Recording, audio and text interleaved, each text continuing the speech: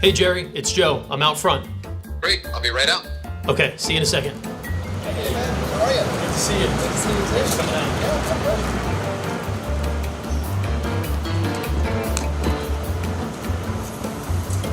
Yeah, sweet ride.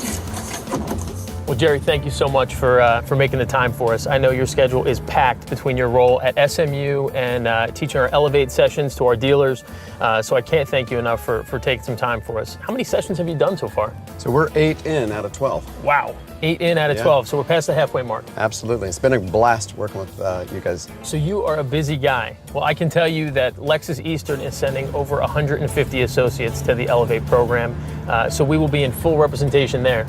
Well, your folks stand out every time they're there. It's a great pleasure working with them. They're a blast. It's that East Coast personality, huh? For sure. Well, I'm familiar with your role at Elevate because I've attended, but what about SMU? What are some of the things that you're responsible for, your role at SMU? Yeah, so over the years I have taught in both the MBA program and the undergrad program, but nowadays I spend 100% of my time focusing on businesses out there like Toyota and Lexus, helping their leaders become better leaders. Wow, that's really cool. Well, I can tell you that we appreciate all your help from the Lexus side. Oh, it's been great working together. Well, here we are at the Lexus Cafe.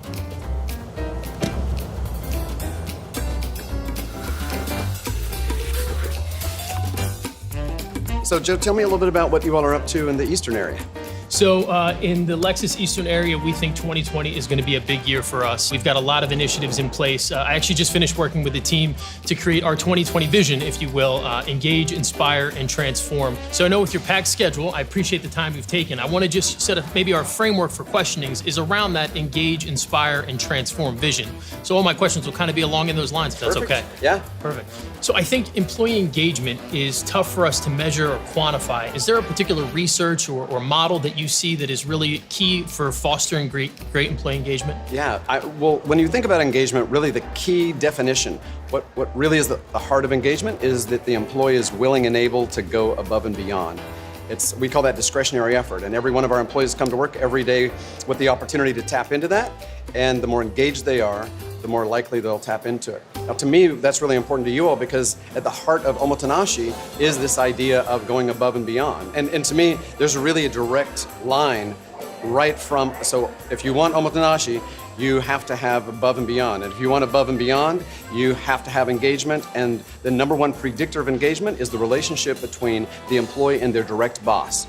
So when you've achieved the employee engagement, is there some kind of ROI that shows that, you know, if I've achieved this engagement, I should see X as an employee or a business? Yeah, absolutely. I mean, so one thing is certainly it's nicer to work with engaged employees, more enjoyable to work with them, but there are hardcore numbers associated with it.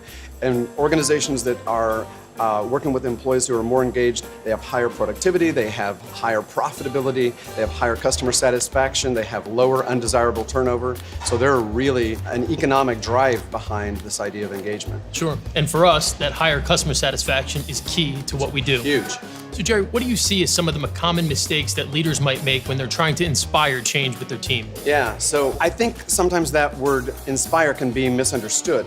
One of the things I see leaders get wrong is that they do become really excited about the vision and they believe that their focus should be about really helping people see the solution to the problem.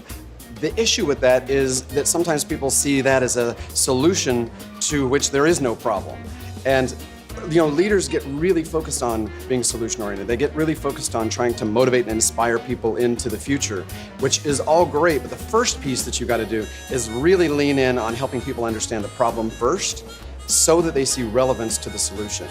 So keeping in line with the thought of leaders and implementing plans and implementing changes, why do you think it's so difficult sometimes for a well-intentioned leader to be able to transform that organization that they're working in? Yeah, well the thing that I really notice about that, and I appreciate, is your phrase well-intentioned. I think it's really fascinating to me in 30 years that I've been doing this work, I see incredibly well-intentioned, brilliant in many cases, good-hearted leaders make some pretty big mistakes when it comes to change. One of the reasons for that is that the very things that make them excellent leaders from a general leadership perspective, when they execute those same beliefs, those same behaviors, when it comes to change management, actually become their undoing.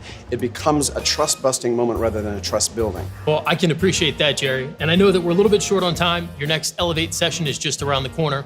So if I could ask one more question that just sort of summarizes everything we've been talking about this afternoon. Once you've achieved a high level of engagement with your team, you've inspired the change you were looking for, and you've transformed that business to where you needed to be at, how do you sustain that future success for years to come? Yeah, well, I think that's one of the most important things, because we do have the tendency to kind of migrate back into that status quo as organizations. So for me, it really is about having the propensity toward listening to the organization. So sometimes we see that people are maybe not as engaged as we wish that they were. People start to kind of migrate back, and that can generate frustration, which can lead us into more of that tell mode and start to resell that solution again. But really the opportunity for us is to be grateful for the information that's available. Our organizations are communicating with us all the time. Well, I've certainly enjoyed listening to you this afternoon. I want to thank you for your time. It has truly been great to sit with you. My pleasure. For those of you that have attended Elevate or are attending Elevate in the future sessions, I want to thank you for your commitment to it. I can assure you that you're going to be able to bring back some great inspiration, guidance, and new ideas on leadership to your team to really set us up for an extraordinary 2020. Next up, we've got Dave Thomas and the service team that is going to bring us some dealer mail. Thanks.